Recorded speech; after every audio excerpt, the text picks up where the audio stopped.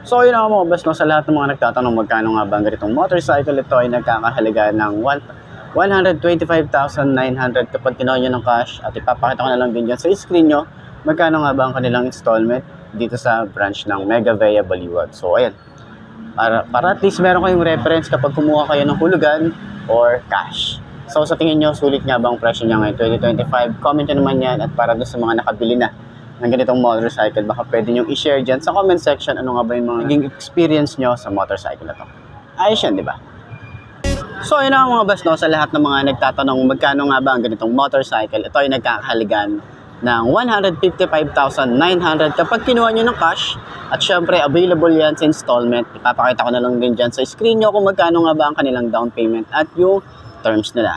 So sa tingin nyo, sulit nga ba ngayong 2025 itong bagong NMAX version 3? Napaka-pogi nito.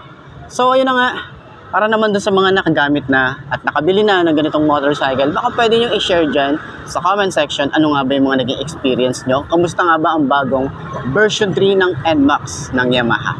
So, Retribution! Oh yeah, we want retribution! Oh yeah, we want retribution! Yeah, we ran out of patience. Boil up with the cold hard hatred.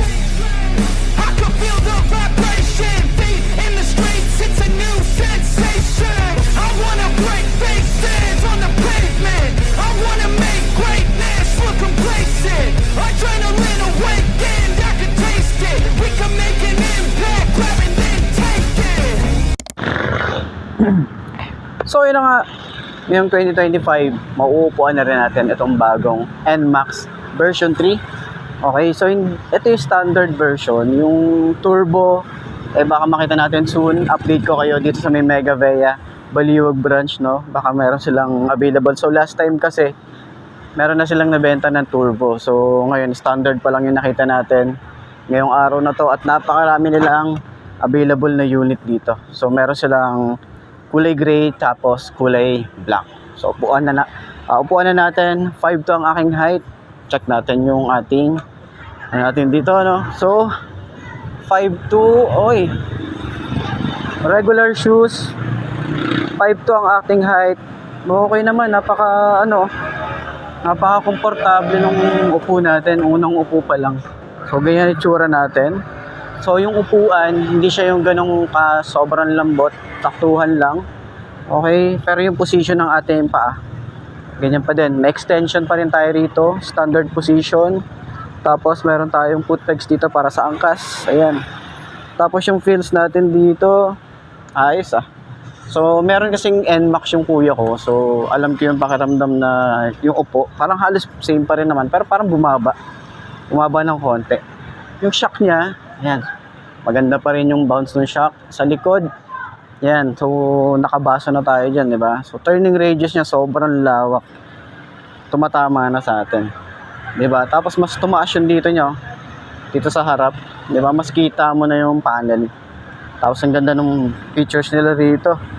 So ayan, sa lahat ng mga gustong kumuha ng ganitong motorcycle, ilalagay ko yung contact number ng Mega Vea Baliwag branch para sa mga gusto mag-inquire, para at least rekta na kayo sa kanila na mag-inquire. Okay, so pwede nyo rin naman ako i-message para at least i-assist ko kayo. Okay, so yan, tingin nyo, sulit ba ganitong motorcycle? Napakaangas na ito. Tapos magaan naman siya. Pag tinatayo natin, magaan siya, diba? Gusto ko yung shock dito. Oh, alis. Yan. So sa tingin nyo, ano nga ba yung masasabi nyo sa bagong NMAX na version 3? Comment nyo naman yan sa baba para at least malaman ko rin yung feedback nyo kung ano nga ba yung mga naging comment natin dito sa motorcycle na to. Ayos. So center stand natin. Tingnan natin kung magaan din siya yung center stand. Napakadali lang din yung center stand. Ayos.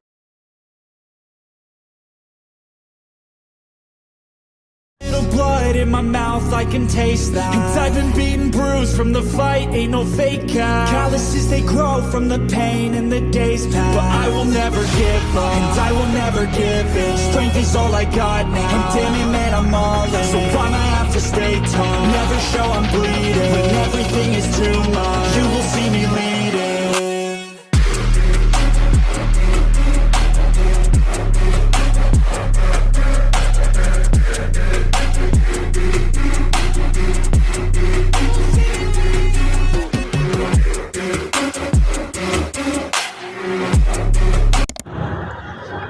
yun na nga, ngayong 2025, nakita na rin natin itong Yamaha Mio Aerox na version 3, no? Ngayong 2025 medyo naglo-loading ako.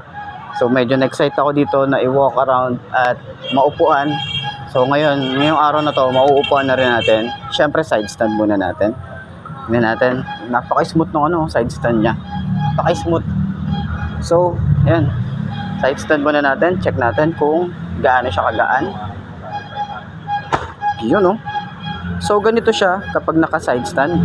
Mukhang okay naman siya, goods naman siya sa mga parking area, katulad ng mga mall.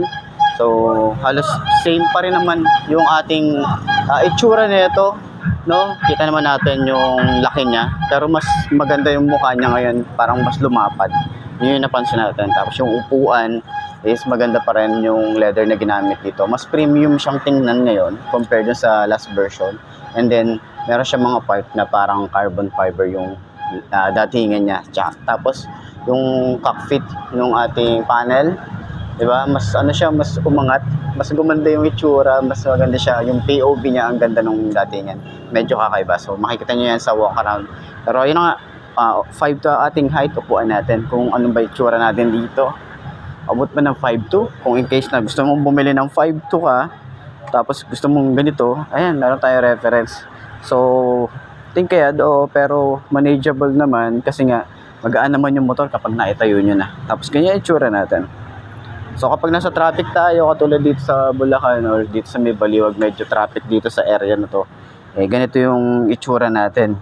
Okay, kapag nasa traffic. Yan, nakaangat yung isang paa, tapos nasa baba naman yung isang paa natin. So, ganun yung ating itsura dito. So, check natin yung shock. Uy. Ayos yung shock.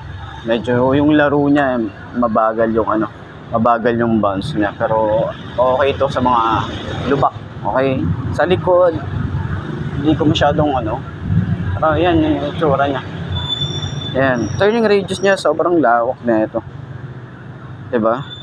Tapos yung ating foot pegs or yung footboard natin dito, meron siyang goma, tsaka maluwag pa rin, no, yung itsura natin dito. Ganyan datingan natin. Yan. So legroom natin maluwag din. Pwede tayong maglagay ng gamit dito sa bandang harapan. Kasi medyo maluwag pa rin naman. So yung ganun din naman ginagawa ko sa motorcycle ko. Lalagay din ako ng gamit sa harap natin. Tapos yung upuan, maganda siya sa long ride kasi hindi siya yung sobrang lambot, hindi rin siya yung sobrang tigas. Nasa gitna lang siya. So, ayan. Tingin nyo, sulit nga ba ang kanyang forma ngayong 2025? Ang nagustuhan ko pa rito, yung ilaw niya na naka-projected lamp, and then lahat ng ilaw na ito ay naka-LED na.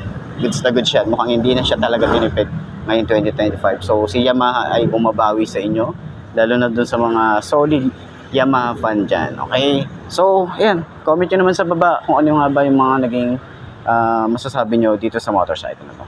Ayos yan. So, center stand natin para at least malaman natin kung magaan din ba siyang i-center stand. Pero kapag ganito, medyo mabigat to. Pag ginaganyan natin. Pero pag naupuan natin, nawawala na yung bigat eh. So, center stand, magaan. Ayos.